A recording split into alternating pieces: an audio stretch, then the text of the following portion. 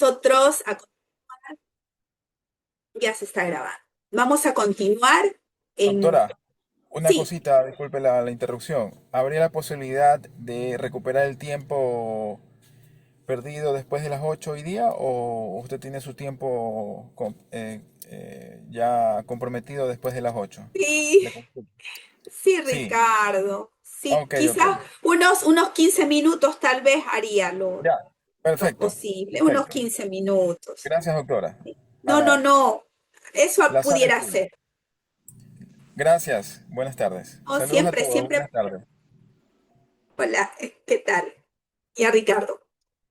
Ahora sí, ya con lo que nos comentaba el abogado Prado, unos 15 minutos por lo menos podré extenderme, en virtud si ustedes tienen algunas preguntas que hacer. Déjenme aceptar.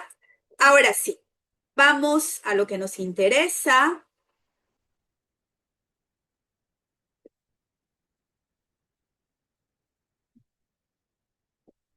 Espero que estén viendo sin ningún inconveniente la presentación. ¿Sí? ¿Sí? ¿Me confirman? ¿Me confirman? ¿Sí? Sí, doctora, sí se puede ver. Muy bien. Ahora sí, ¿qué es lo que nosotros vamos a revisar en esta sesión? Vamos a entrar en un mundo complicado. Sí es complicado. No solo complejo de alguna manera, es complicado. Porque asumir responsabilidades es estar dispuesto a, como dice el término, que no solamente el responsable es quien cumple sus deberes.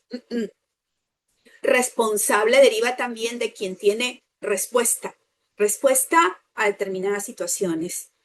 Y el representante legal de una compañía tiene que aprender a manejar ese barco que es la compañía con mucha entereza. Como diría un adagio tan popular, ¿te metiste a soldado? Ahora tienes que aprender. Sí es interesante, por supuesto que sí, es desafiante, pero antes de ser representante legal de una compañía tenemos que pensarlo muy bien.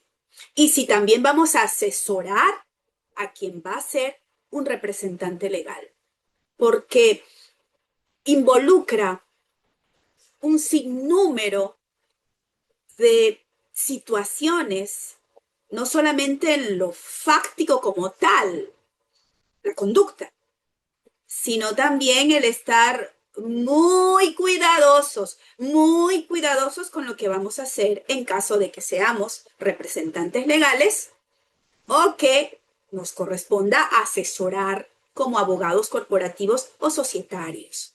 Así que vamos a seguir conociendo este entramado de alguna manera dentro de esa arquitectura societaria entre el escudo y la espada. Uy, para asustarse, pero no quiero asustarlos tampoco. No, solo que quiero que entendamos lo que representa ser representante. Uy, qué redundancia. Lo que representa ser representante. Bueno, lo que significa, para no ser redundante, lo que significa ser representante legal. Imaginemos a un templario, un caballero. Eh, ¿Cuál es la protección? ¿Cuál viene a ser la armadura de ese caballero representante legal? Bueno, las mismas normas, el cumplir las normas, con sumo cuidado, diligencia, prudencia. De esa manera, él podrá hacer su trabajo, que es de confianza, de la mejor manera posible. Por eso hablamos nosotros de derechos, deberes fiduciarios. La fiducia deriva de confianza, encargo, fideicomitare, lo que significa comanditare, todos estos términos latinos que nos llevan inmediatamente a pensar en la fiducia, en la confianza. Quien es designado representante legal goza de la confianza de los accionistas o socios. Por eso la responsabilidad corporativa tiene todo este entramado que no va solamente a depender del representante legal, por supuesto que también de los socios reunidos en una asamblea o en una junta. Pero también vamos a tratar otro tema interesante que es el velo societario. El velo societario es una figura en el mundo del derecho de sociedades que lo que establece es límites, circunscripciones. Si queremos hablar de personalidad jurídica, justamente el velo societario le da esa identidad, individualidad a la persona jurídica, distinta a la de sus socios o accionistas. Así como el velo de una novia, entusiasmada, bueno, idealizándolo, romantizándolo quizás, pero con su vestido de novia y su velo, protege su rostro antes de que se lo levanten y reciba el beso del amor, del sello del matrimonio, por decirlo de alguna manera. Es, mientras ella mantenga ese velo, una persona distinta del que va a ser su marido. No van a ser un solo cuerpo, como dice la iglesia o la ley, ¿no? Que los convierte en una misma persona si no hay una división de sociedad conyugal, una división de bienes. Pero cuando ya ella se funde en ese beso y no hay esa disolución de sociedad conyugal, se convierten en uno solo. Pero mientras ella mantenga ese velo, ella será todavía la novia. Así, para que más o menos lo diferenciemos, la sociedad se mantiene independiente porque tiene una identidad como tal, es sujeto de derecho, y sus socios también tienen independencia en el sentido económico principalmente de la persona jurídica que han constituido. Se mantiene ese velo que protege a la sociedad jurídica y por otro lado que mantiene también diferenciado el patrimonio de cada uno de los socios o accionistas. Sí, para que tengamos una idea. Ahora sí, dentro de este espectro del riesgo societario, porque como les dije, ser representante legal sí es complejo y puede convertirse en una situación también complicada. Por eso es importante establecer estos niveles. Déjenme para poder, voy a mover esta, aquí creo que es mejor. Sí, ahí veo mucho mejor la imagen para guiarme también de manera más óptima. Tenemos un espectro de riesgo societario que comprende riesgos legales, riesgos financieros, por supuesto que sí, y dentro de lo legal inclusive hasta privarse de la libertad, por supuesto. ¿Por qué razón? Porque hay que actuar de manera diligente, cumpliendo esos deberes fiduciarios que estamos comentando y que vamos a enlistar, como es la custodia de los libros, libros sociales, libros contables. Ah, no, el contador tiene los libros contables. Ah, el abogado tiene los libros sociales. Aunque los tenga el contador, aunque los tenga el abogado en su estudio jurídico, en su estudio contable, el contador, ¿quién es el responsable de los libros? Dice la ley, el representante legal. Hay un nivel, puede ser de incumplimiento, negligencia, descuido. Es lo contrario a la debida diligencia. Ahora hablamos inclusive muchísimo del compliance. Ustedes han escuchado ese término, compliance, que se refiere al cumplimiento normativo. Y hay una presunción de derecho que no admite prueba en contrario, que es que la ignorancia de la ley no excusa a persona alguna. Y el representante legal no puede decir, ah, es que yo no sabía que debía ser tan cuidadoso. Ah, no, es que no lo conocía. No puede él escudarse en la ignorancia que pudiera derivarle en la negligencia. Y eso está vinculado siempre con el descuido. Y esa negligencia le puede traer consecuencia civil y penal, ¿no? Porque lo administrativo eso corresponde al mundo del sector público, responsabilidad administrativa, los servidores públicos. Aquí ya entramos a una responsabilidad civil, tributaria inclusive, porque el responsable de los libros, ¿quién es? Es el representante legal. Él firma los estados financieros, él firma los libros sociales, libro de actas, en la mayoría de los casos, si es gerente general como secretario, certificando lo resuelto, entre otros aspectos. Irregularidades graves. Ay, ay, ay. Ahí sí puede dar lugar a que por su negligencia, abuso, la compañía esté siendo manejada de una manera que conlleve a denuncias, porque habrá que ver si es que uno de los socios o accionistas o un tercero pudiera presentar alguna denuncia en sede administrativa ante la Superintendencia de Compañías o pudiera ser, claro está, ante la Administración de Justicia. Y lo peor, pues llevar incluso a la compañía a una situación que la ubique en responsabilidad penal. No lo olviden, estimados colegas, en la actualidad, de acuerdo con el Código Orgánico Integral Penal, las personas jurídicas, exceptuando a las que pertenecen al sector público, son sujetos penales. Son sujetos penales. Si éstas han sido empleadas con fines ilícitos, fraudulentos, tiene responsabilidad penal. Que no se mira en el sentido de que el representante legal solamente él va a asumir la responsabilidad, ¿no? También la persona jurídica que ha sido empleada. Claro está que uno dice, y bueno, ¿y por qué? Un poco ilógico pudiéramos decir, porque siempre cuando pensamos en el derecho penal, pensamos en la privación de libertad, ¿verdad? Eso no es así. ¿Cómo es eso de que una persona jurídica es sujeto penal? No puede ser privada de la libertad, pero hay otro tipo de medidas que ya comentaremos. Entonces, siempre, por favor, el pensar en la gran responsabilidad que significa para cualquier persona.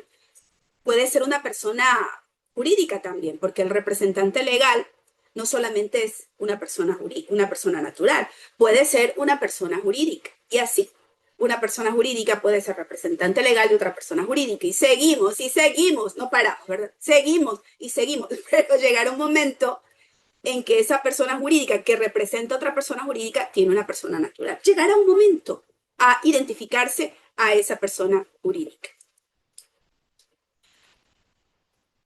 Toda administración debe estar sujeta al buen gobierno empresarial, que conlleva siempre a pensar que quien dirige a una compañía va a actuar de la mejor manera posible. Así como en el ámbito civil, como un buen padre de familia, en el ámbito empresarial, societario, el administrador debe actuar con suma, esmerada diligencia, porque está cuidando intereses de otros, que incluso pudieran ser los mismos, porque puede muy bien ser el socio o accionista y también el representante legal. Cabe destacar algo que es muy importante, que no todo administrador es representante legal, ¿sí? Coincidentemente puede darse el caso que el administrador sea también representante legal. Y esa representación legal se extiende a lo judicial y extrajudicial, como vamos a ver en unos formatos de nombramiento, modelos de nombramiento que voy a compartir con ustedes. Entonces, cuando hablamos del buen gobierno empresarial, nos referimos al ejecutor de esas resoluciones adoptadas por junta, que muy bien él también está obligado a hacer las observaciones que estime convenientes, porque él debe cuidar que ese barco, llamado compañía, y él su capitán, pues sea conducido, si no hay aguas tranquilas, al menos si son turbulentas, pues contar con un buen timonel para enfrentar cualquier embate o situación que pueda poner en riesgo la compañía, la sociedad, porque tiene que cuidar esos intereses patrimoniales, que a la larga también representan el cuidado de los intereses económicos de los socios. Así que en eso siempre el administrador también tiene o debe desarrollar un criterio que le permita en muchas ocasiones el poder negarse a cumplir con algún tipo de resolución cuando él está consciente, y así debe manifestarlo en junta para no para librarse de una responsabilidad, porque eso es importante. Si él está observando que la resolución contraviene el estatuto, la ley, eso debe dejarse por escrito, para efectos de que si hay algún tipo de acción penal contra la compañía, queda la constancia en actas o en cualquier documento de que él no estaba conforme con la resolución de junta. Porque ¿quién siempre es el demandado? El denunciado. Si hablamos de una persona jurídica, el representante legal. En este caso, en el mundo societario, gerente, CEO, CEO, presidente, todos aquellos quienes puedan tener la representación legal. ¿Está funcionando? Ah, ya. Estaba aplastando otra tecla. Ahora vamos nosotros a ver esta dimensión respecto de la responsabilidad civil y la responsabilidad tributaria en primera instancia, para luego revisar de alguna manera la responsabilidad penal que pudiera darse también. ¿Cuáles son estas causales? Ustedes saben que en materia civil existe lo que es la culpa, y la culpa siempre está relacionada con el descuido y hay diferentes niveles de culpabilidad. En este caso, la que le interesa al derecho societario es la culpa grave, la culpa lata, porque eso es sinónimo de dolo. ¿Y qué es el dolo? El dolo es la intención positiva de rogar daño. Es decir, se está actuando con conciencia. Con conciencia. No me refiero a la conciencia que nos permite diferenciar lo bueno y lo malo, ¿no? Nuestro código de valores. Hablo de la conciencia, es decir, no tener ningún tipo de afectación en nuestros sentidos, ¿no? Que nos lleva lógicamente a actuar con conciencia. Me refiero a es actuar con nuestro sano juicio. A conciencia actuamos.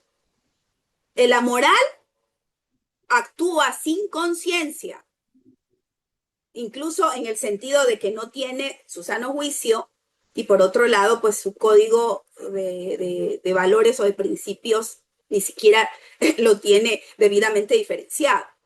Pero acá la persona está actuando a conciencia, está actuando en perjuicio de otros y lo sabe que está causando o que va a causar ese perjuicio. Y por supuesto, si no ha cumplido con el servicio de rentas internas, pago de multas, de intereses, y peor si hay defraudación tributaria, que ahí también ya es en el ámbito penal. ¿A quién se responde? Porque esta responsabilidad civil le da derecho a quienes, a los socios o accionistas, a iniciar cualquier acción contra el representante legal. Y lo mismo terceros, porque la compañía también tiene clientes, tiene proveedores, quizás socios estratégicos, ahora que estamos hablando mucho de contratos de colaboración. Por supuesto, ante el Servicio de Rentas Internas, que se conoce como fisco, y pudiere, como hemos dicho, también incurrir en lo penal. Y la naturaleza del riesgo. Si él causa perjuicio económico a los socios o a otros terceros, porque nadie tampoco puede si la compañía ha sido declarada nula en su contrato constitutivo, pero esta ya adquirió obligaciones. Ah, no, no cumplo porque fue declarada nula por un juez. No, no, yo no cumplo. La misma ley es clarísima. Aunque una compañía, porque omitió algún tipo de requisito formal, sea luego declarada nula, es decir, el contrato constitutivo, o puede ser el acto constitutivo, eso no libra de cumplimiento de obligaciones ya contraídas. ¿Quién las tiene que cumplir? Obviamente quienes constituyen la compañía o constituyeron la compañía, y lo hacen siempre a través de quién, el ejecutor, que es el representante legal. Y por supuesto, él tiene responsabilidad solidaria. Ante la ley, él es solidariamente responsable. Incluso hasta cuando las compañías celebran contratos de hipoteca, en la mayoría de los casos, se pide la solidaridad de quién, del representante legal. Ustedes pueden darse cuenta con todo lo que estamos conversando de lo que significa ser representante legal. No es solamente de aceptar el cargo, ay, soy gerente, mi amigo me ha pedido que sea gerente, que sea presidente, de papel.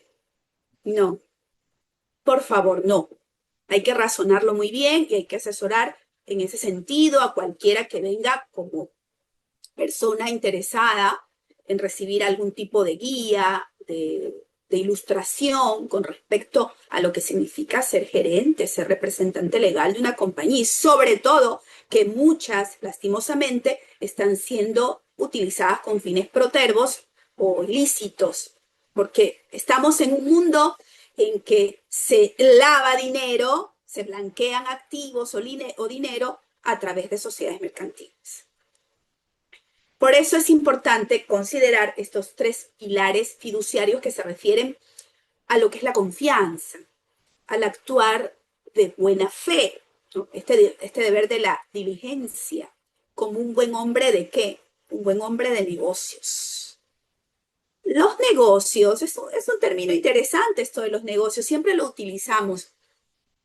Lo utilizamos en el ámbito económico, financiero y en el ámbito jurídico. En el ámbito jurídico, siempre recuerden algo. Los negocios jurídicos, que es una categoría de forma legal del derecho, se refiere siempre a actos y contratos. Actos y contratos. Eso es, en definitiva, un negocio jurídico. Actos y contratos. Porque siempre estos actos y contratos van a tener como consistencia la patrimonialidad.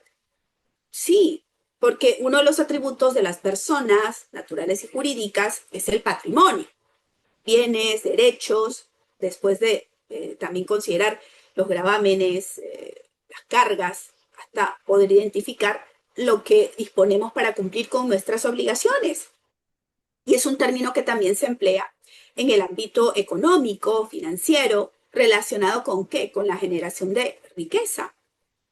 Y los romanos ya hablaban de los negocios, porque cuando estaban en el ocio, y hablo no de la pereza, no, hablo de lo que necesita un ser humano, nosotros inclusive, porque hay que también destacar la cultura del ocio, el entretenimiento, la diversión, la distensión que necesita un ser humano, porque no solamente tiene que generar y generar recursos a través del trabajo o a través de inversiones que pueda realizar, ¿no? Los romanos ya hablaban de el negocio, o sea, lo que no era ocio, lo que no era diversión o distracción para ellos era negocio, no ocio, generar riqueza.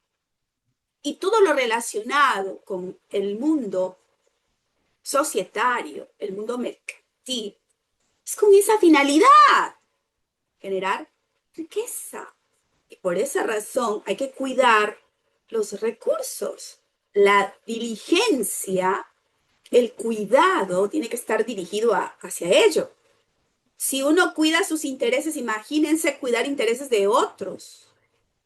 Mucho más comprometido uno se siente, como cuando tiene un hijo ajeno. Tiene que cuidarlo, que uno se está responsabilizando de ese hijo ajeno.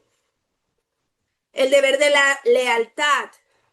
Bueno, yo soy gerente, representante legal de una compañía, conozco el negocio y ya después veo cómo también voy a constituir un negocito o utilizar testaferros para que en mi nombre, ¿no? Pero simuladamente, por eso es testaferrismo, ellos se dediquen a la misma actividad de la compañía donde yo soy gerente.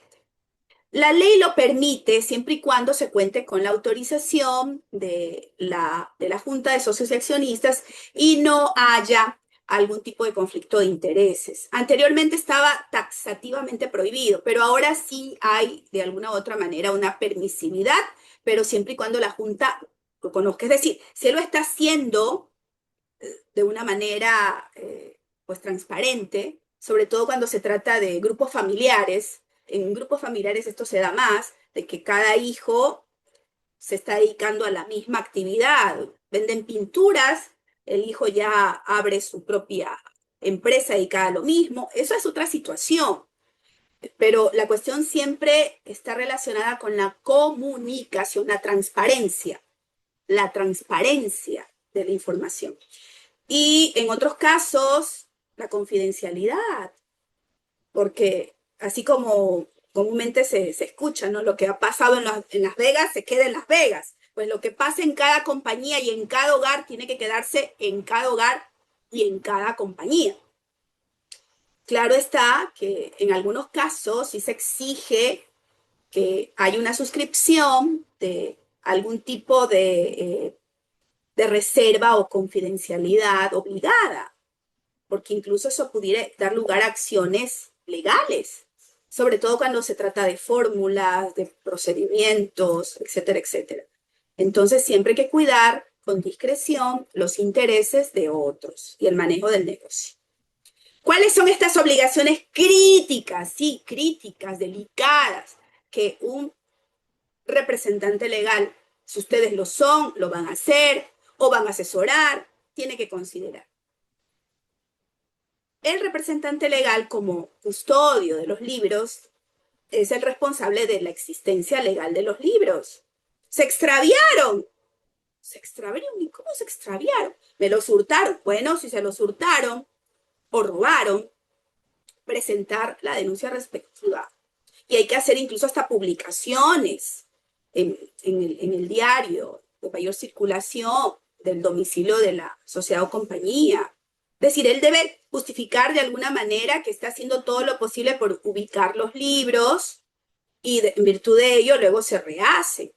Pero puede ser que los esté escondiendo por diferentes razones y ahí se toman otras acciones legales. ¿La presentación anual de qué? De los estados financieros. Porque ¿quién es el representante legal? Él. Y por consiguiente, él debe suscribir los estados financieros junto con el contador. Pero la mayor responsabilidad la tiene el representante legal, no el contador. Porque el contador lo que hace es, de alguna u otra manera, cumplir con las disposiciones del representante legal. Porque él es el responsable de la contabilidad. Él es responsable de los libros sociales. Esto es libro de actas, porque por lo general él certifica. Él es el responsable del libro dependiendo, ¿no? Si es una compañía anónima, del libro de títulos, perdón, de acciones, de títulos y talones de acciones. Y si es de una compañía de responsabilidad limitada, de los títulos representativos de participaciones. Y si fuere de una SAS, también de los títulos de acciones y los talonarios. Y realizar los canjes cuando ya se pague la totalidad del capital que quedó pendiente, lo que se denomina capital insoluto. Él tiene que respaldar todo tipo de decisiones que toma la Junta a través de lo que anexa al expediente, la lista de asistentes, etcétera.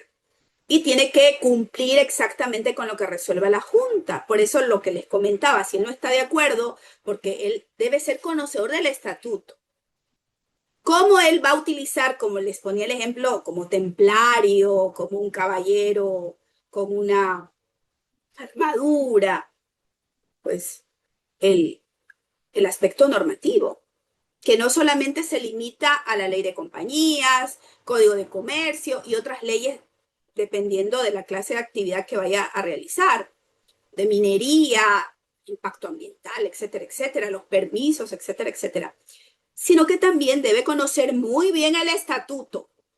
Si ustedes van a asesorar a alguna persona, por favor, primero el estatuto. ¿Qué dice el estatuto? Porque esa es la camisa de fuerza. Recuerden siempre, en Código Civil lo hemos aprendido, que todo contrato legalmente celebrado, ¿no? o más bien, para que no suene redundante, que todo contrato válidamente celebrado es ley para las partes, es ley para las partes. Así que esa también viene a ser una camisa de fuerza para el representante legal.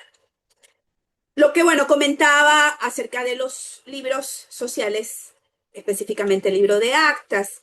Recuerden también algo muy importante, lo que tiene que ver con el libro de acciones y accionistas, para que siempre lo tengan muy presente. ¿Quién es el dueño de las acciones? ¿Quién es el dueño de las participaciones? En el primer caso, SAS o SA. Y en el segundo caso, una compañía de responsabilidad limitada. Es quien aparezca en los libros. Es decir, no es el título de acción el que va a determinar quién es el dueño de las acciones. Es el libro de acciones y accionistas porque así lo señala la ley. Y lo mismo para una compañía de responsabilidad limitada. Así que toda sesión que se haga, el llamado a hacer el registro, la inscripción o cualquier novedad cuando se presente una posesión efectiva proindivisa de herederos de uno de los socios o accionistas que ha fallecido, de eso se encarga ¿quién? El representante legal. Cualquier pregunta cuando termine, sí, si es que me están escribiendo en el chat, sí. Convocar a junta, si así lo ha establecido el estatuto, porque puede ser que se permita no solo a uno, sino a varios, porque ya vamos a ver que puede ser una representación conjunta, no solo individual. Si el estatuto dice conjunta, eso implica que siempre van a actuar los dos. Siempre van a actuar los dos. Si, bueno, si hay algún tipo de, si se quiere, de disenso, ahí sí la Junta es la que tiene que resolver. ¿Sí? La veracidad del capital suscrito y bienes aportados. Claro que sí, porque como les decía, puede ser que hay un capital pendiente de pago y él es el único que puede certificar si es que ya uno de los socios o accionistas ya hizo el pago que estaba pendiente. Incluso eso debe registrarse en la contabilidad. Existencia real de los dividendos declarados. ¿Cuándo se dan los dividendos? Que viene del término división. Cuando la Junta resuelve la distribución de las utilidades y se va estableciendo de acuerdo con la aportación de cada uno, qué es lo que le corresponde. Y en este caso ahí sí hablamos de dividendos y estos también deben estar registrados en la contabilidad, ¿no? Por consiguiente, siempre la gestión del representante legal, y que en la mayoría de los casos también es administrador, debe manejarse conforme lo señalan estos artículos, que al menos ahora son los que se mantienen. Al menos, yo les digo con sinceridad, a mí no me gusta aprenderme artículos de memoria, que el artículo tal dice, no, porque a veces hay codificación o hay derogatoria. Me interesa más es entender el contexto general. Y bueno, después uno lo ubica, ¿no? Pero bueno, en este caso, porque ahora, esos son los artículos que hacen referencia a los deberes que tienen los representantes legales. Y lo que tiene que ver con el ámbito tributario, que es fundamental, recuerden ustedes que la Superintendencia de Compañías, Valores y Seguros se mantiene en correspondencia con el formulario que se debe presentar también ante el Servicio de Rentas Internas, lo que tiene que ver con el Registro Único de Contribuyente. Se recomienda siempre que lo que aparezca en el RUC como actividad que realiza la compañía, si tiene un objeto múltiple, también sea coincidente con el que aparezca en el registro de sociedades de la Superintendencia de Compañías y que exista verdaderamente lo que se conoce como sustancia económica, la realidad económica.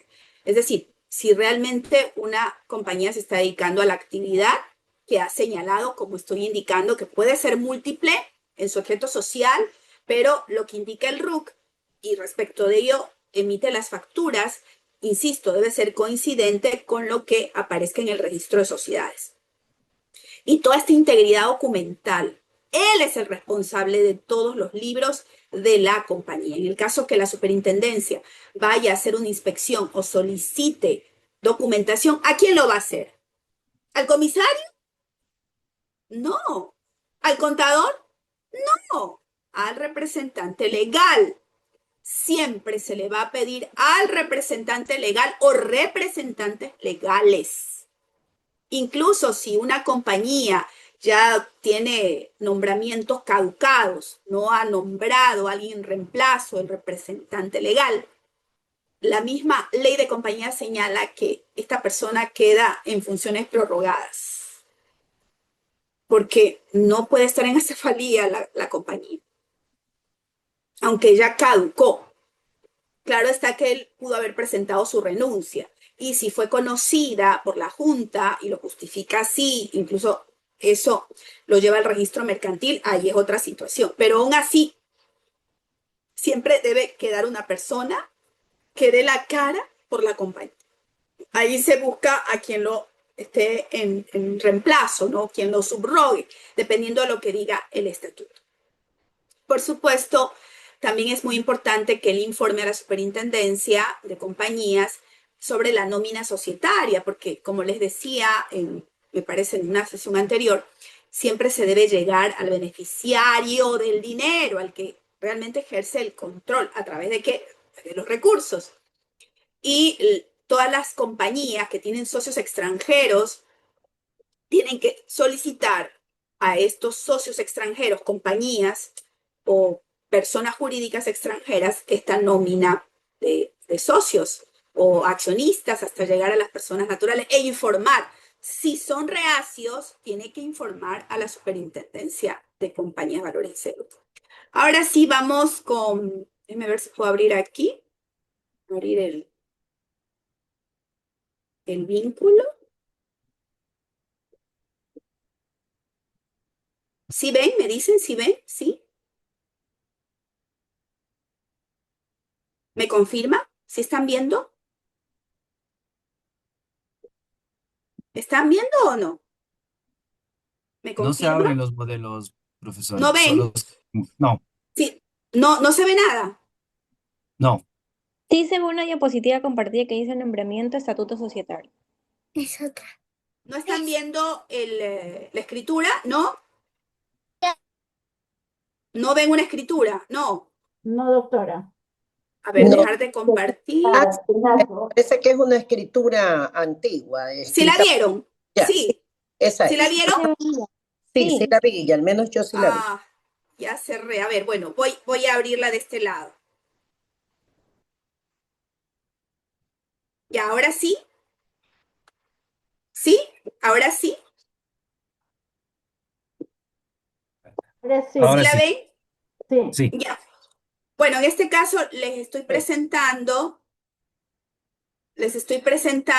una escritura de constitución cuando se hacía a través de escritura pública. Y aquí lo que nos interesa es identificar, estos son los estatutos del gobierno, quién tiene el gobierno, quién ejerce la administración y representación de la compañía. Esto se refiere al objeto social que es múltiple.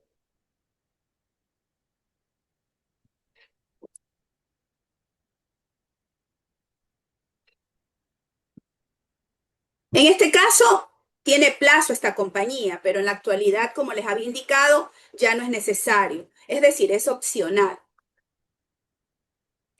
Aquí tenemos los accionistas.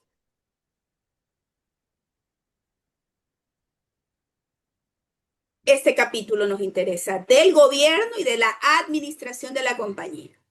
Siempre en el estatuto se indica que el gobierno le corresponde ¿a quién? A la Junta General. Ustedes deben recordar que funciona de manera corporativa, cuerpo social y legislativa. Resuelven. La administración de la compañía se ejecutará a través de ¿quién? Del presidente, del gerente general, en este caso, en el caso de esta compañía, y del vicepresidente. Ahora,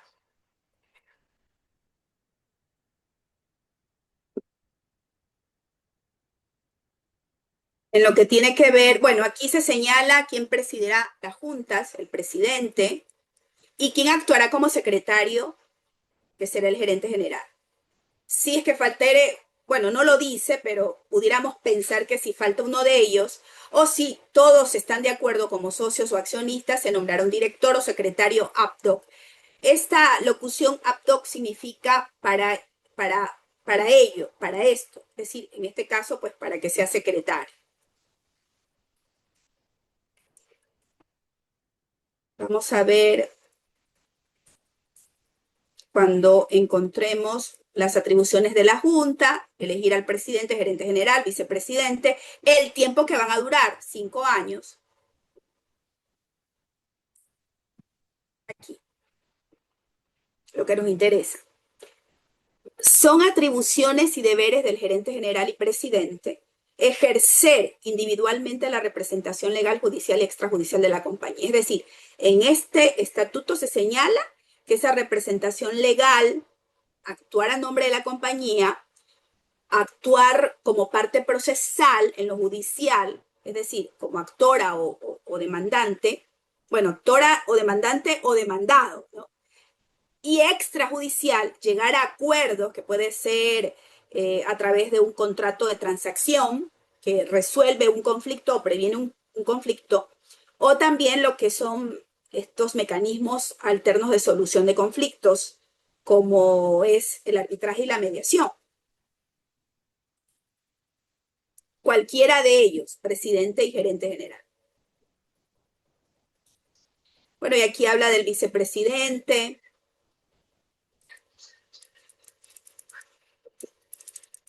Y en este caso, pues también se puede designar a un comisario. Pero lo que me interesaba era que ustedes se enfocaran en cuáles son esos deberes y esas atribuciones que tiene el presidente o gerente general.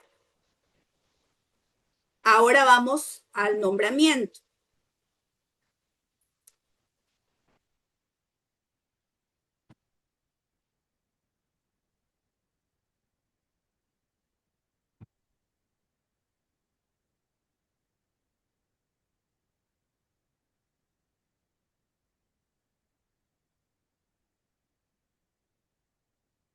Aquí está la designación de una dama como presidente, el tiempo, 5 años.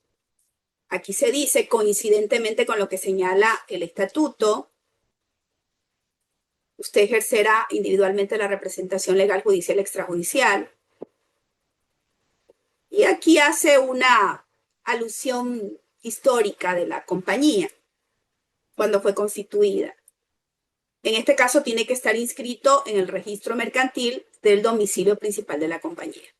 Claro que no olviden que siempre tiene que aparecer la leyenda de que se acepta el cargo, por supuesto. Y se exige el código dactilar.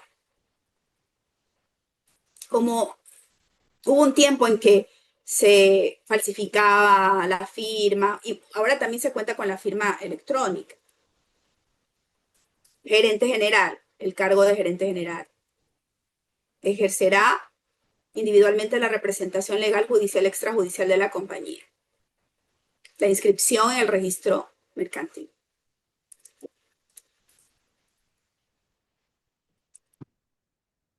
Me parece que tenía otra, parece que en lo que hice el hipervínculo no aparecía otra. Ya voy a ubicarla para compartirla con ustedes. Déjenme dejar de compartir y ubicar esa presentación. Sí, porque la había unido, pero parece ser que lo cambié.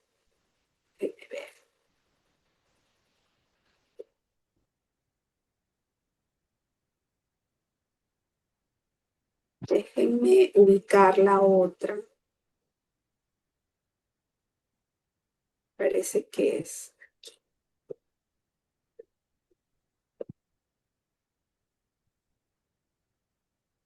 Más fácil es con el hipervínculo, pero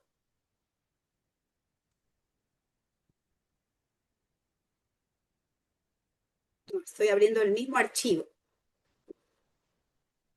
Acá será. Es de una SAS que quería compartirles.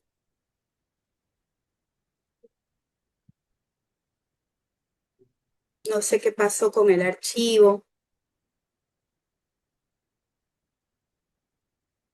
Era un archivo que tenía abierto, pero parece que debería estar aquí.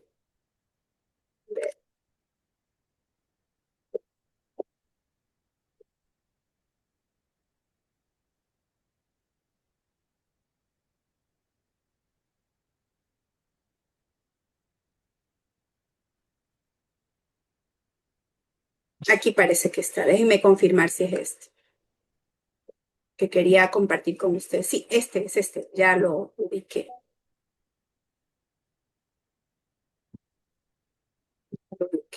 Ya lo comparto con ustedes.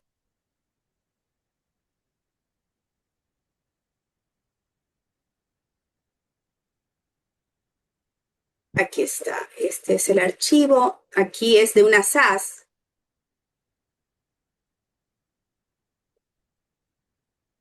Este es un contrato constitutivo, no un acto constitutivo. En este caso, aquí hay algunos accionistas. Como este es un formato que da la misma superintendencia, es muy simple, muy sencillo. Pueden, por supuesto, y plena libertad para presentar ante el registro de sociedades, porque es el que se encarga de la inscripción de las sociedades por acciones simplificadas, uno pues que sea muy detallado. Pero en este caso, pues, se han basado en el modelo que ofrece por efectos de inmediatez y de prontitud la superintendencia de compañías. Y aquí hablamos del gobierno de la compañía, a quien corresponde a la asamblea. Cuando hablamos de SAS, hablamos de asamblea, no de junta, de asamblea. Y la administración, a quien corresponde al gerente general y presidente, las que serán designadas en este acto constitutivo y posteriormente por la asamblea de accionistas. Ahora lo que nos interesa, la representación legal, judicial, extrajudicial, les corresponderá al gerente general y presidente en forma conjunta. Oh, y ahí sí, el hacha. Los dos tienen que firmar todo. Aunque después se diga que en caso de falta, ausencia temporal o definitiva impedimento para actuar el gerente, renuncia a remoción, será reemplazado por el presidente. Esta es una inconsistencia que realmente se ha encontrado en muchas de estas, en muchos de estos documentos, pero se considera es esto. Ya hemos tenido algunos casos que se ha revisado y va a tener la preeminencia de lo que significa la representación conjunta. Si piden cualquier tipo de acto de cambio de domicilio, disminución de capital, esto es lo que va a primar.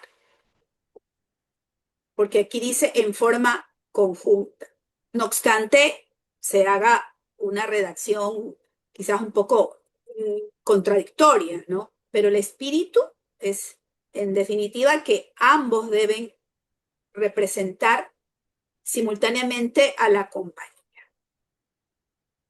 Esto es mucho más simple, como les decía, porque es un formato que da la misma superintendencia. Pero lo que quería era destacar cuando la representación es conjunta. Por eso, si tienen ustedes algún caso en particular, alguien viene a pedirles asesoría, primero siempre revisen qué dice el estatuto, ¿no? ¿Es representación individual o es representación conjunta? Parten de ello, ¿verdad? También pregunten acerca de los libros.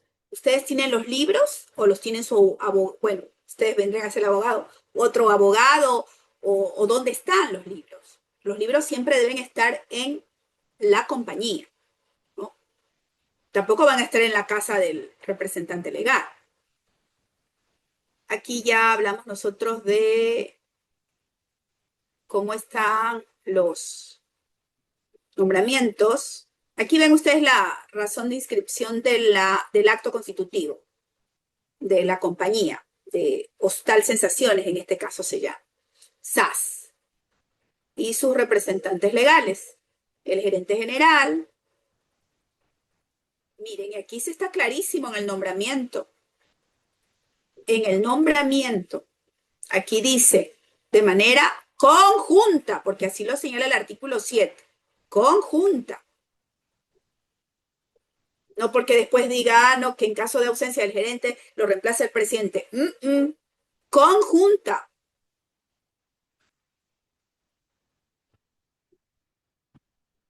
Y como ejercicio, al menos ilustrativo, aquí está un caso de petición de autorización de llevar contabilidad en otra localidad distinta al domicilio de la compañía.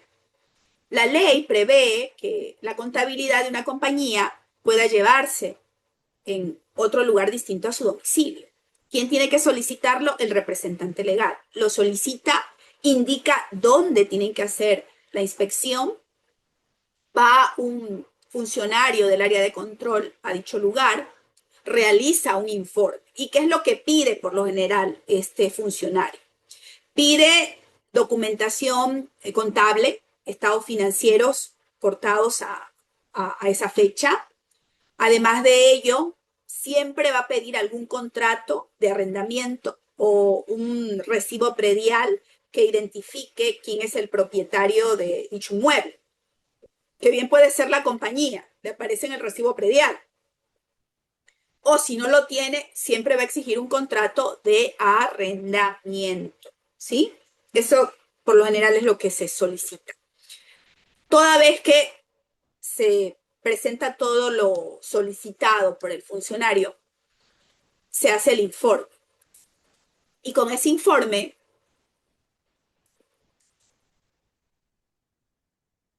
se expide la resolución. Aquí tienen ustedes, ¿no? En este caso, es una del año 2019, hace referencia a la compañía, el informe que les comentaba de la super de compañías del área de control y la autorización que le da la máxima autoridad, ¿no? ¿Por qué es necesario esto? Porque eso daría lugar a que no se esté cumpliendo con la ley de compañías si es que los libros son llevados en otro lugar. Pero son los contables. La ley habla de la contabilidad, pero de alguna u otra manera también a veces se puede llevar, no es lo correcto, pudiéramos decir, en términos estrictamente legales, pero de alguna forma, si se trata de alguna acta, ¿no? De algún tipo de contrato, bien puede estar correlacionado. Lo que pesa aquí es la autorización para llevar los libros contables en otro lugar. Ahora sí, para ir avanzando y luego estar atenta a sus preguntas, déjenme dejar de compartir y retomo la presentación porque tenemos que hablar de otro tema.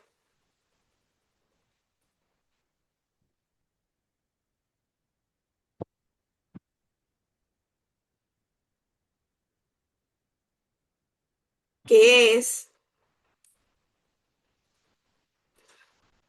todo lo relacionado con cualquier, bueno, esto ya lo vimos, discúlpenme, esto ya lo vimos de alguna manera, la intervención societaria. Si un representante legal no está actuando conforme hemos dicho, con debida diligencia, no ha actuado con transparencia, incluso puede haber hecho actos, pudo haber cometido actos que ya están en el ámbito penal, inclusive puede, como les decía, iniciarse una acción en sede administrativa que se conoce como denuncia, y en este caso, si la denuncia societaria deriva en una intervención, esta es una medida que tiene como propósito el que la compañía pueda superar esas irregularidades advertidas que quizás sean de responsabilidad de quien dirige o gestiona la compañía, y también proteger el patrimonio de los socios y accionistas. Es decir, lo que le interesa al interventor es que la compañía siga operando. Él no ejerce representación legal, no es representante legal. Él es una especie de contralor. Tampoco es que sea un asesor, aunque he conocido casos de interventores que han realizado una excelente labor y luego se han convertido en asesores. Lo que no sería ético es que mientras sea interventor se convierta en un asesor. Eso es totalmente contrario a lo que pudiéramos decir lo éticamente correcto. Pero después, cuando ya no sea interventor, muy bien puede ser el asesor de la compañía, ¿no? Ya no hay ningún tipo de relación alguna, porque tampoco es que se cree un vínculo. Y esta intervención nace con una resolución. Todo acto administrativo, ustedes saben que por lo general siempre aparece en una forma escrita que se conoce en el ámbito administrativo como resolución, que es lo que ha decidido una entidad pública, y en este caso la intervención como medida administrativa tiene que plasmarse en una resolución.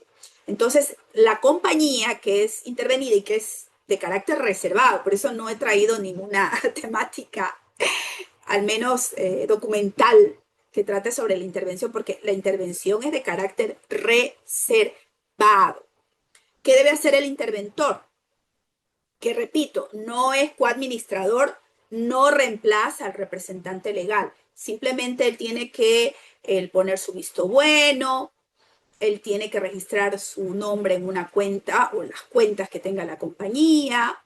A él se le informa. Él no es que va a probar a quién se contrata o a quién no.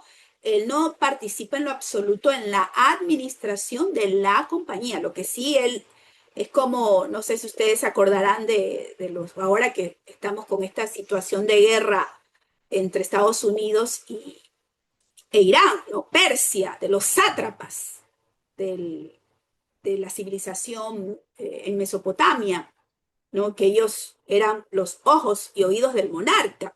Bueno, un interventor viene a hacer eso. ¿Ojos y oídos de quién? De la superintendencia. Es un apoyo externo que tiene la superintendencia para, de alguna manera, el contribuir a que una sociedad o compañía mercantil, pues, no fenezca, salga, pueda salir de esa situación irregular en la que se encuentra, y a veces por la ineficiencia de un administrador, pudiera ser el caso. Entonces, si hablamos de estos detonantes legales que justifican la intervención estatal o de la superintendencia de compañías a través de un funcionario, pudiera ser, o a través de un profesional calificado, porque tiene que recibir él también su calificación a través de una resolución. No es cualquiera que es designado como interventor. Debe ser calificado, justificar su experiencia, ser un profesional. Para ser comisario no se requiere título profesional, pero para ser interventor sí. Desde abogados, economistas, licenciados, todos aquellos vinculados al ámbito empresarial. Y en este caso, cuando hay algún tipo, cuando se puede solicitar la intervención, porque pueden hacer de una denuncia, como les había comentado, pero también puede ser en casos en que se haga una inspección y se determine que hay irregularidades en lo contable, en lo societario, o se pide información al representante legal, quien es, hemos dicho, el custodio, el responsable de los libros. Puede no haber contratado auditoría no presentó, hasta septiembre tienen para presentar el contrato de auditoría. No hablamos del informe de auditoría externa, no, la contratación de la firma auditora cuando supera los $500.000 en activo. Toda compañía, si superó los $500.000 en activo en el ejercicio anterior, para el siguiente año tiene que contratar a un auditor externo. Entonces tiene que hacerlo hasta septiembre y presentar ese contrato ante la superintendencia. O hay un abuso de la personalidad jurídica, que ahí sí ya entramos a lo que les comentaba, de que pudiera darse el desvelamiento de lo que se conoce como esa personalidad jurídica, ¿no? Porque hay un abuso de la personalidad jurídica. Puede haberse ocultado desde lo que son pasivos, activos, ¿no? Y también, pues, el ser renuante a presentar información financiera a la superintendencia o recibir dinero del público cuando no le corresponde, como es a las entidades financieras o las compañías aseguradoras, ¿no? O cuando pertenecen al mundo bursátil y se encargan, pues, de ofrecer proyectos que se financian con titularización de activos, y ahí se recibe dinero a cambio, o los inversionistas, etcétera, etcétera. Una compañía que no está en ninguno de estos ámbitos, ¿cómo va a recibir dinero? ¿No? Eso, pues, es una captación ilegal. Déjenme de alguna manera compartir. Ojalá que si me abra aquí y pueda compartir con ustedes. No me quiere abrir el vínculo. A ver si lo abro por acá. Voy a dejar de compartir.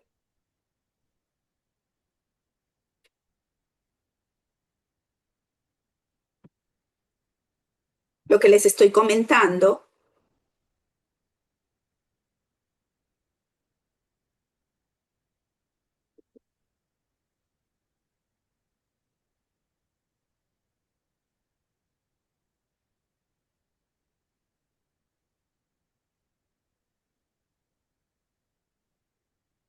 Vamos con el reglamento de intervenciones porque estoy tratando de ubicar el que está unido. Ah, no, ya lo encontré. Ya lo encontré. Ahora sí.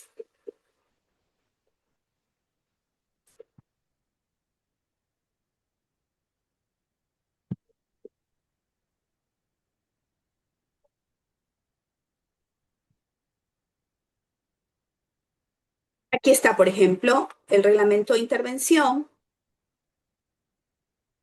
He resaltado algunos aspectos importantes. Todas las compañías pueden ser intervenidas. Ya hemos identificado las causales. Pueden hacer de una denuncia, pueden hacer de una inspección de oficio, y la denuncia la puede hacer no solo un socio, hasta a veces el mismo representante legal la puede hacer. Otro aspecto importante, recuerden que el representante legal, él solamente va a responder por el tiempo en que él estuvo gestionando, administrando. Cada representante legal es responsable de su periodo de representación. Él no va a responder por lo que otro hizo, pero todo tiene que estar documentado. Las funciones de los interventores. Lo que les comentaba, propiciar corregir esas irregularidades, ¿no?, que han incidido en la intervención. Aunque en muchas ocasiones pueden surgir en el transcurso del proceso de intervención otras irregularidades, y mientras no se superen, pues seguirá la intervención. O pudiera ser el caso de que no se hayan superado y ha pasado tiempo suficiente, se declara la disolución de la compañía, porque o no ha prestado las facilidades o realmente se advierte, y lo justifica el interventor porque él tiene que informar mensualmente, que la compañía está imposibilitada de superar esas irregularidades, así que es mejor que se disuelva. Poner firma, visto bueno en las operaciones y documentos. Tiene que hacer un análisis siempre en el ámbito contable, financiero, administrativo. Y también, si amerita, hacer o presentar la recomendación para que se levante. Al inicio, ¿qué hace? Arqueo de caja, de valores, puede contar con el contador para ello, entre otros aspectos, lo que es control de cartera, para efectos de saber qué es lo que se tiene que cobrar, dónde está invertido el dinero de la compañía, un control de ventas, de compras, etc. Importante, si la compañía se negara a pagar los honorarios del interventor, en este caso, pues también se puede ordenar la disolución de la compañía. ¿Qué se le prohíbe? Participar en la administración de la compañía intervenida. Y los representantes legales tienen que presentar información que solicite el interventor. Esto de manera general, ¿no? Ahora sí, lo que tiene que ver con el trámite de denuncia que les comenté. La denuncia es un poco parecida a la que se maneja en el ámbito de la administración de justicia, porque hay que hacer incluso el requerimiento a través de un abogado, si se requiere de abogado. Además de ello, debe cumplir con fundamentos de hecho, de derecho, tiene que alegarse cuál de las causales que hemos indicado de manera general aplican, ahí sí tiene que establecer específicamente el artículo, la causal. Además de ello, debe hacer un juramento de que no ha presentado ningún tipo de denuncia ante la Administración de Justicia, ¿no? Porque si ya la inició, la Administración de Justicia tiene que resolver y no la Superintendencia de Compañía, ¿sí? Por eso debe dejarse constancia de ese juramento. Y no es cuando, y no la puede presentar, o al menos se archiva, si el requerimiento trata acerca de controversia de libros sociales, que de libro de acciones y accionistas, de participaciones, el libro de actas, no. Tiene que ser preponderantemente de carácter financiero, contable, la administración de la compañía y presentar las evidencias correspondientes. Eso es lo que de manera general pudiera comentarles. Ahora sí, dejaré de compartir lo relacionado a este punto para hablar del velo societario.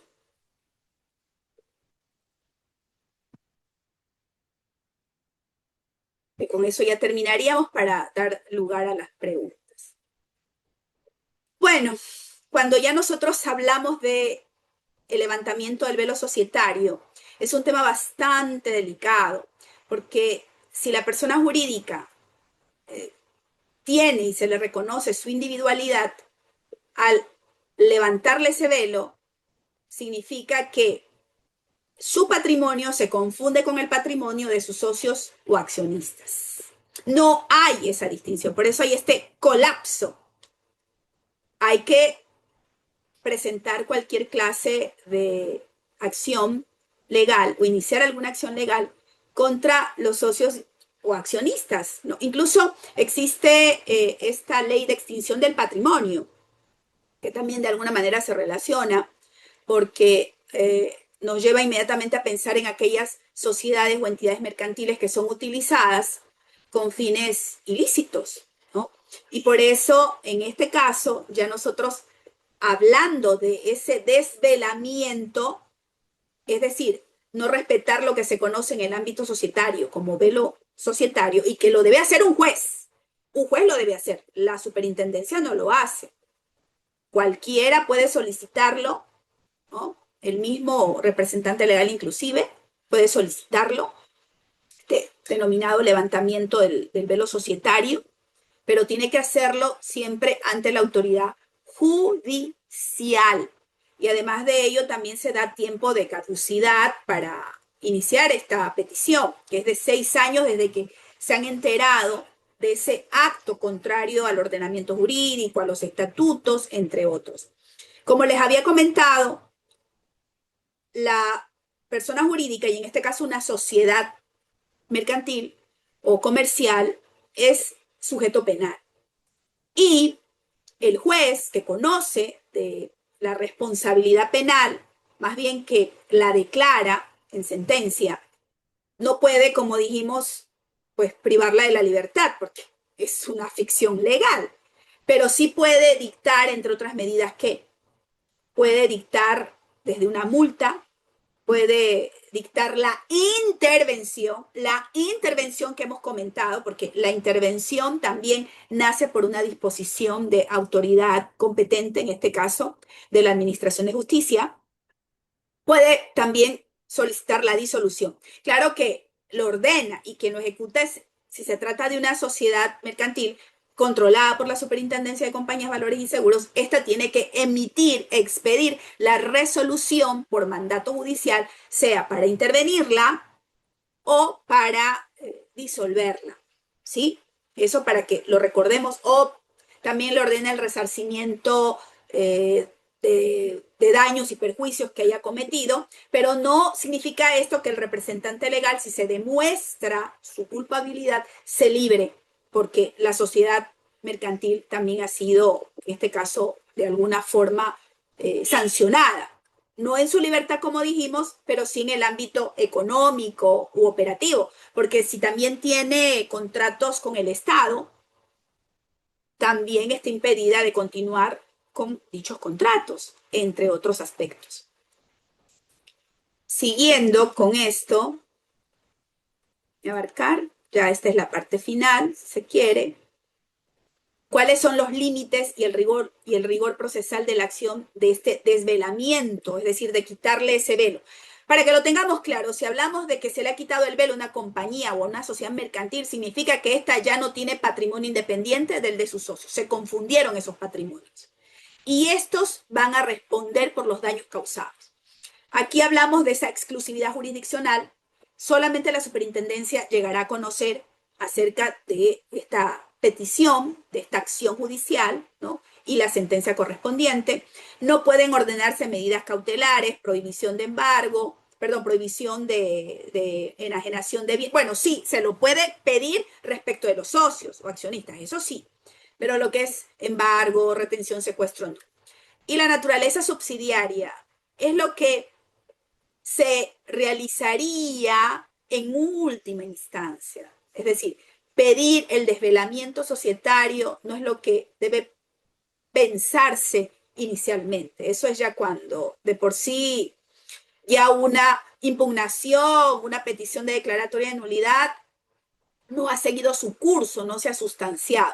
Ahí sería quizás la petición ante el juez competente de lo civil y mercantil de que se proceda con este desvelamiento. Y lo que les comentaba de la prescripción en 6 años, ¿no?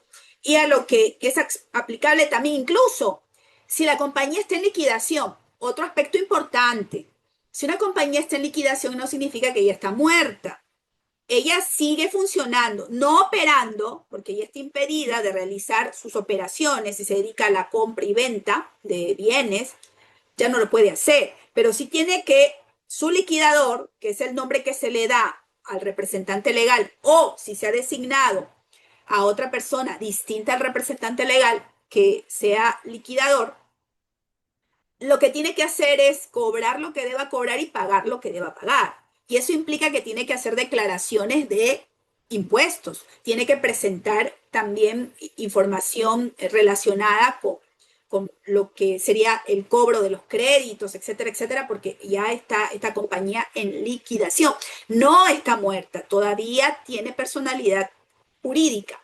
En este caso, si ya se le ha quitado el velo, sigue ella existiendo como tal. Lo que pasa es que su patrimonio ya no le es propio, sino que hay una confusión de patrimonio con los socios o accionistas. Esa es la gran diferencia. Que incluso si es cancelada la compañía, es decir, ahí sí hablamos de su muerte, y es cancelada, la ley permite que se pueda iniciar alguna acción, ¿no?, contra los socios, los que fueron socios o accionistas o representantes legales.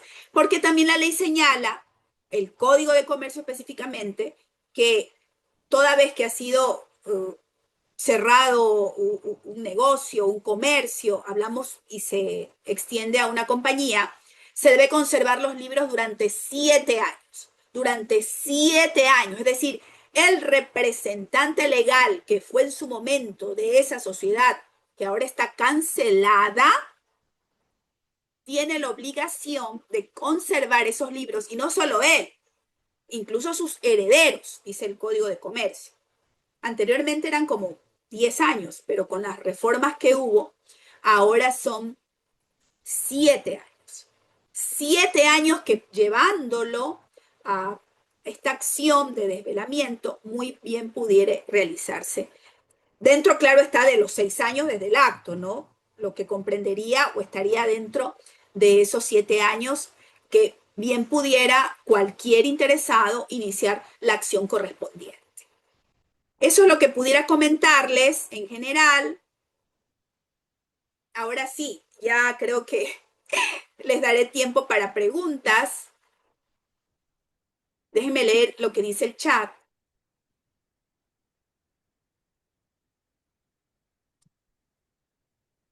Los que no estén en el chat del WhatsApp, por favor, hacerlo conocer para que los... Ah, bueno, esto es otro asunto. No es pregunta. No es pregunta. Ahora sí, escucho las preguntas que ustedes tengan que hacer. ¿Tienen alguna pregunta?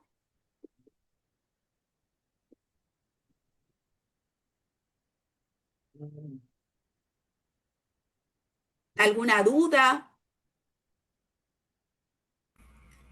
Para decirle que no, abogada. ¡Ay, Dios mío! Me sorprende que... Abogada,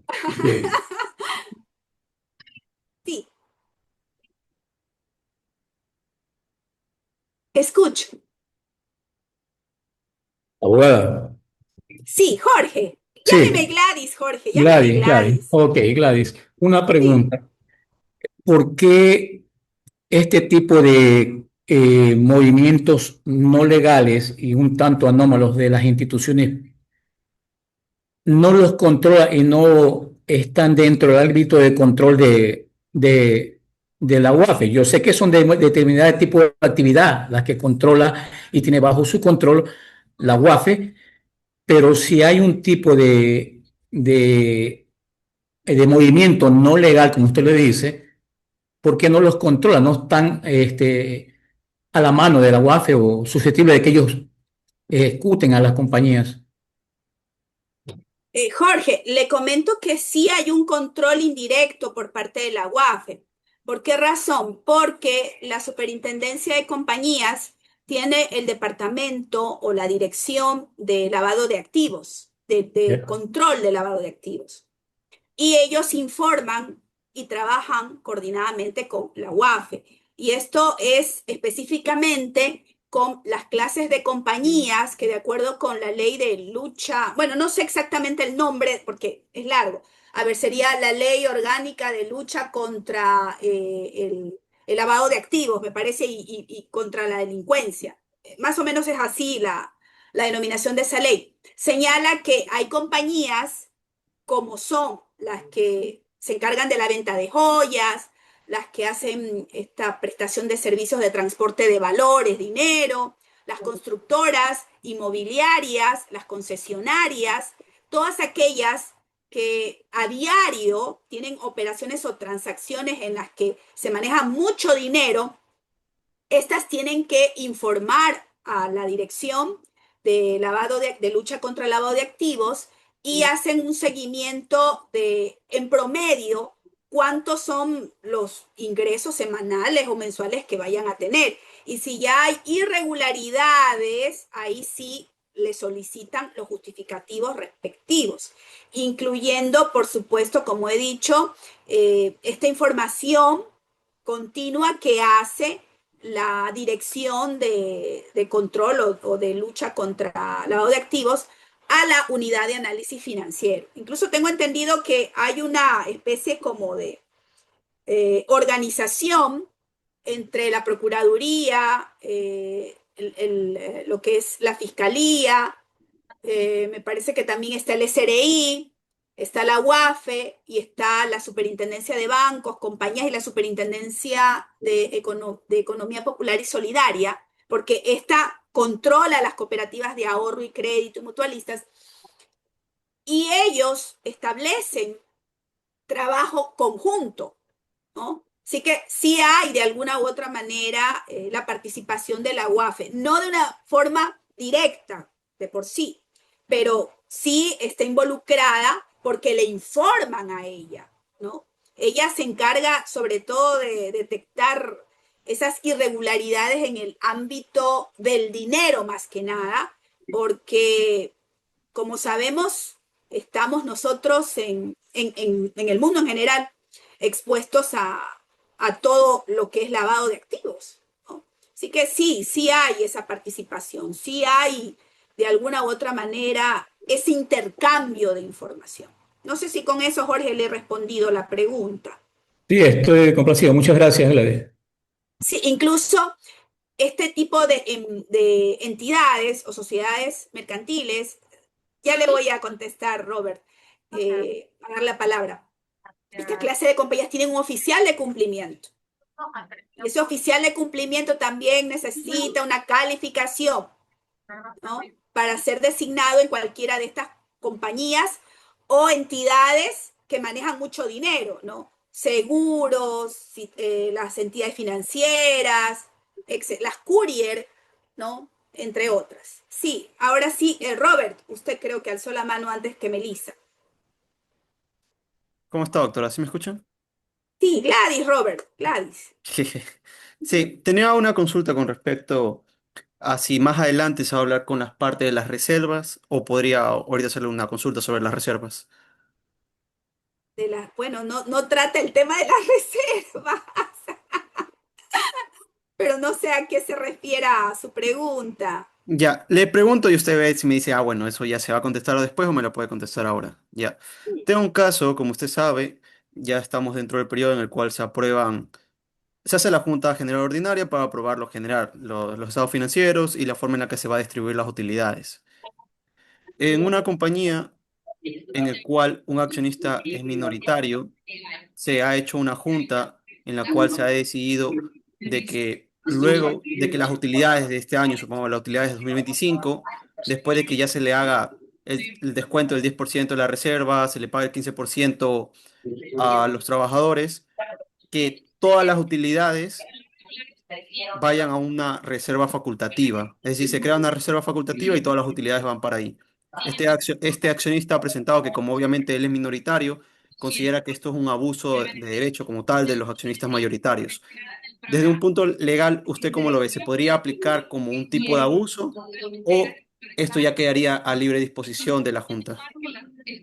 Robert, como les había dicho, habría que leer, perdón, mi perro está ladrando, habría primero que leer el estatuto. ¿Qué es lo que dice el estatuto? Porque recuerden que si El hablamos estatuto de, dice lo que dicen los estatutos normales, de que se va a repartir el 10% y que se podrán constituir reservas facultativas. dice que se puede, Sí. entonces no hay ningún problema.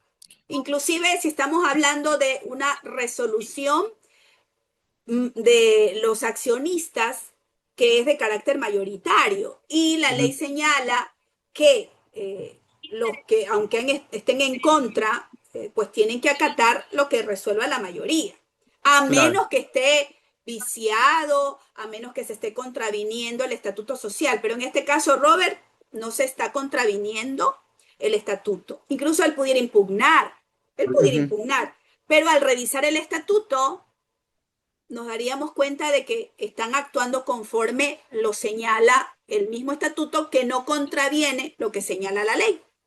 Claro.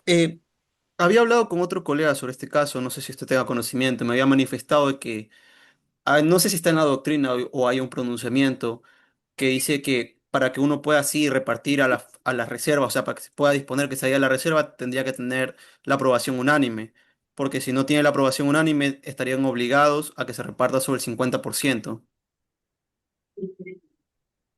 Déjeme revisarle ese punto, Ujú. porque ¿a qué se dedica la compañía? No está en mercado de valores. No, no, es una sociedad anónima que tiene como objeto el arriendo de bienes inmuebles. Ya me entró la duda también. Claro, ya me entró. Con todo, Robert, haga algo, ¿sí? Escríbame a mi correo Ujú.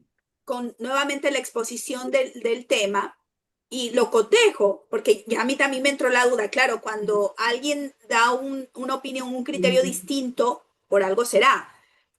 Pero bueno, de lo que yo sé, no habría inconveniente. Pero sí, sí me gusta hacer siempre los contrastes, los cotejos, ¿no? Porque tampoco yo lo sé todo, pues, ¿no?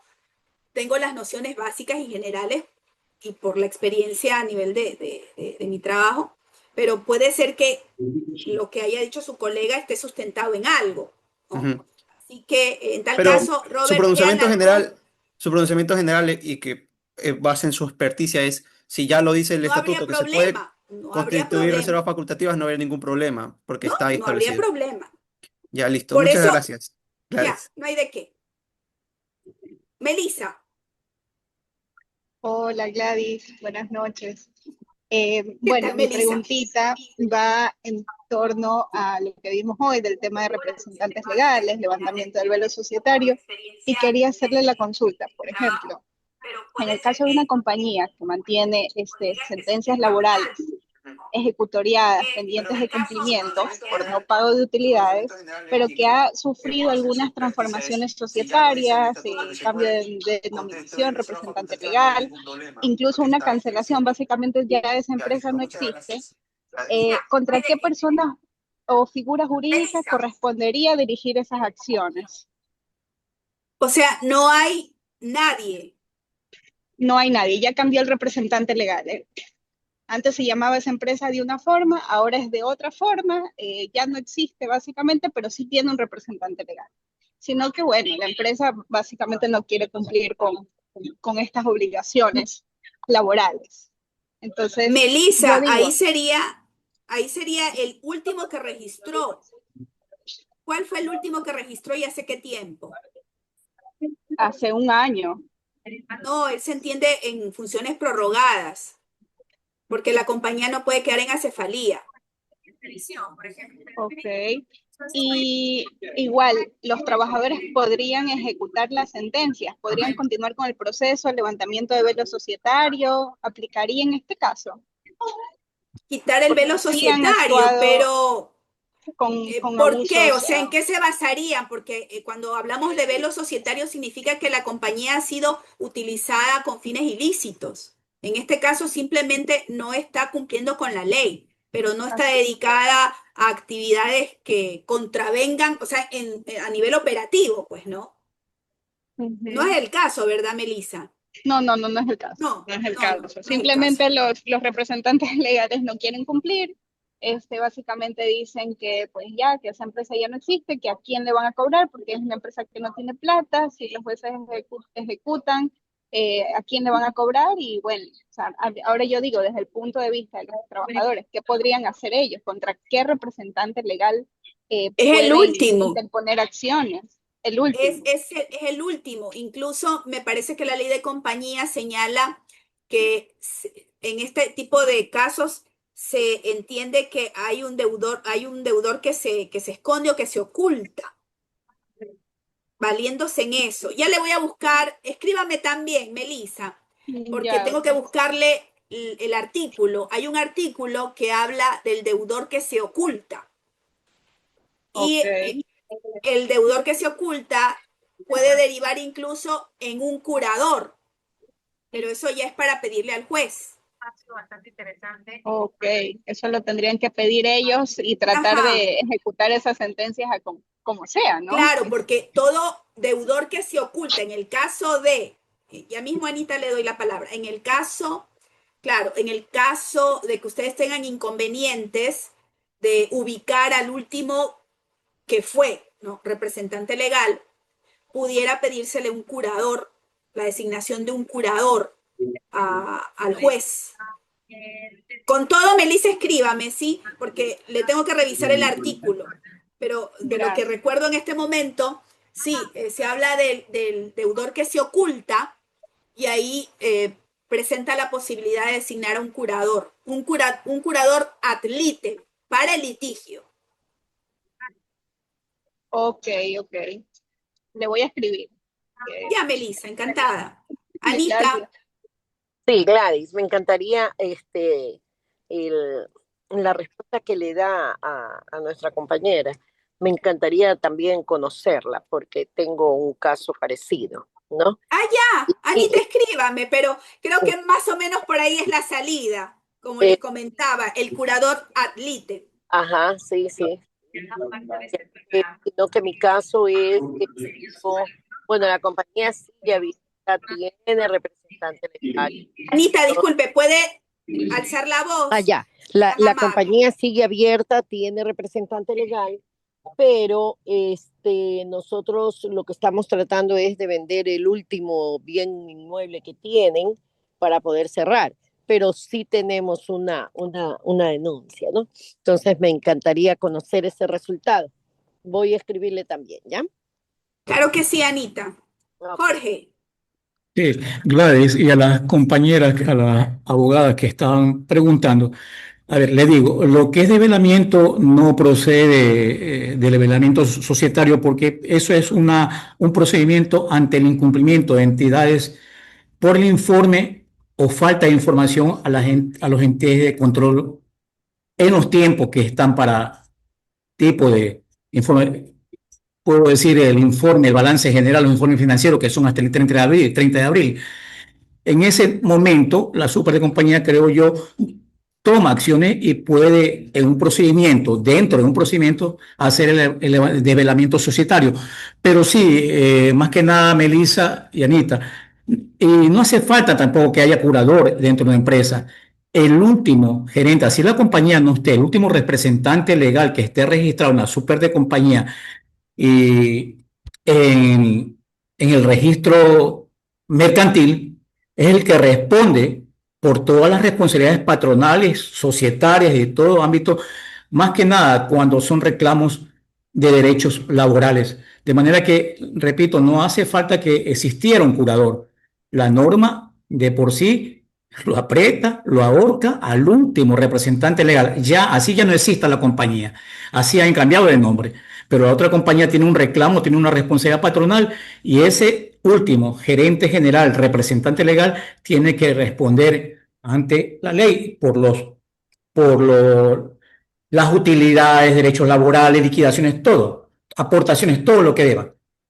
Eso es, Gladys, lo que le quería comentar. claro, Jorge. No, sí, lo que usted dice es cierto, como comentábamos a Melissa y Anita, siempre va a responder el último que registra. El curador ad litem se da en el caso de que no pueda ubicarse a ese último representante legal, porque pudiera ser el caso, e inclusive pudo habérsele aceptado la renuncia y ya no aparece nadie registrado. Y lo del velo societario solamente es dentro del ámbito jurisdiccional, la superintendencia no lo puede levantar. Es una exclusividad por parte de la Administración de Justicia, ¿no? Pero, es decir, ninguna, ninguna persona, y hablando de trabajadores, que ustedes saben que es el ámbito del derecho social y que son créditos de primera clase inclusive, siguiendo el orden de prelación, pueden quedarse en una situación de falta de tutela judicial. Alguien tiene siempre que representar a una compañía. Alguien. Entonces, excepcionalmente pudiera ser el caso, ¿no? Pero claro, siempre el último que aparece como representante legal, aunque esté caducado el nombramiento, mientras no se haya aceptado su renuncia, mientras no se haya designado a otro, ese es el que seguirá y seguirá y seguirá en cualquier clase de proceso, por supuesto, ¿sí? Así que si tienen algún, gracias Jorge por su aporte. Si tienen algún comentario, alguna pregunta, ya para la próxima, no escucho bien. Quiero saber si puedo hacer una pregunta. Sí, claro. Usted me podría decir, porque mire, yo soy abogada especialista en contratación pública, no soy experticia en Escucho societario. bien.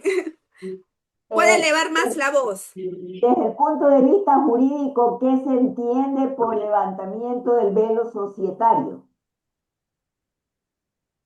De verdad que o sea, le escucho, pero no le entiendo bien. Ay, Doctora, la compañera pregunta que es el punto jurídico, ¿qué se entiende por levantamiento societario? Levantamiento societario no existe, De existe velo el levantamiento del velo desvelamiento societario. societario. Este, del velo ¿Levantamiento a qué se societario. refiere? Si es desvelamiento societario, es cuando ya la sociedad mercantil ya no tiene un patrimonio. Ese No, patrimonio yo me se refiero restituye y confunde con el de los socios o accionistas. yo me refiero al levantamiento del velo societario. ¿A qué se refiere? No le escucho bien. Si alguien, discúlpeme, pero La no compañera le dice escucho. que se refiere al levantamiento del velo societario. El Gladys. levantamiento del velo societario significa que ya no se le reconoce la individualidad patrimonial a la sociedad mercantil y que existe esa confusión de patrimonio con quienes fundaron o constituyeron la compañía. Eso significa el velo societario es la protección que una persona jurídica tiene con respecto a su propio patrimonio. Y el desvelamiento societario implica que se lo quitan, que su patrimonio ya no se lo reconoce como tal, sino que como fue utilizada con fines ilícitos, quienes la constituyeron tienen que responder. Entonces, realmente el patrimonio siempre, en este caso, va a concebírsele al constituyente o fundador de la compañía. Porque él se escondió para realizar ilícitos, él se escondió en esa compañía. Eso significa el velo societario, la protección que tiene una persona jurídica respecto de su propio patrimonio, y si se lo quitan, ya no cuenta más con patrimonio la compañía. No es que carece de personalidad jurídica, ella tiene que seguir obligada de alguna u otra manera, ¿no? Pero ya patrimonio responden los socios o accionistas. No se le reconoce a ella como la obligada con los otros, patrimonialmente hablando, sino a los socios o accionistas. No sé si con eso le aclaré la duda. Gracias. Pero solo puede ser ordenado y dispuesto mediante sentencia. ¿Mm? Solo se dispone del levantamiento del velo. Porque yo no le escucho. Solo se dispone mediante sentencia. ¿Qué dice? La compañera Solo, indicó de que solo se dispone mediante sentencia. Claro, por supuesto. Eso le corresponde, como se ha dicho, y ustedes pueden leer ahí, exclusividad jurisdiccional. La superintendencia no participa en ello. Eso le corresponde a un juez de lo civil, a un juez de lo civil y mercantil. Solo por sentencia, por supuesto. Eso lo dice allí, ustedes lo pueden leer en la diapositiva, por eso lo he dicho, es de exclusividad jurisdiccional. Eso no es sede administrativa, es sede judicial. ¿Alguna otra pregunta o comentario?